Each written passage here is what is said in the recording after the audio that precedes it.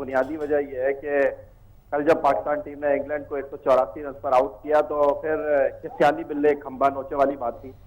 और जहां तक स्मार्ट वॉच इस्तेमाल करने की बात है तो वो तो खुद इंटरनेशनल क्रिकेट काउंसिल के ऑफिशियल्स को नहीं पता था कि क्या करना है और क्या नहीं करना।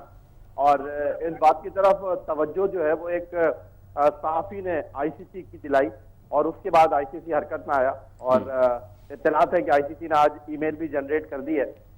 बात बिल्कुल दुरुस्त है कि जो स्मार्ट वॉच है वो राब्ते का जरिया है और ड्यूरिंग मैच उसको इस्तेमाल नहीं करना चाहिए। ठीक, लेकिन इंटरनेशनल क्रिकेट काउंसिल ने क्या इसके लिए कोई एसओपी बनाया था?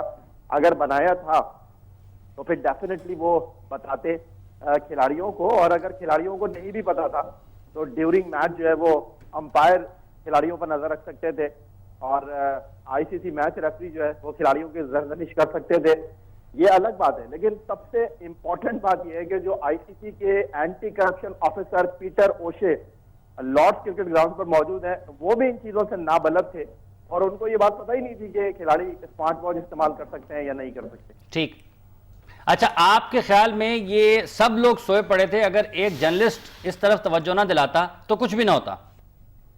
एब्सोल्युटली, क्योंकि आपको पता है कि इंग्लैंड का मीडिया बड़ा वाइब्रेंट है और ये पाकिस्तान टीम के साथ पहली बार हुआ नहीं है। जब वसीम और वकार 92 में इंग्लैंड गए थे तो वहां पर रिवर्स स्विंग के ऊपर उन्होंने बड़ा वावेला मचाया था क्योंकि वो घुटनों के बल गिर रहे थे।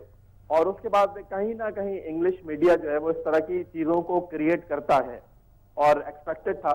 लेकिन इन तमाम बातों में कोई ऐसी बात नहीं है जिसको हम कह सके कोई हैगी पैकी है। और असद शफीक का करियर आपके सामने है, बाबर आजम की परफॉर्मेंस आपके सामने है और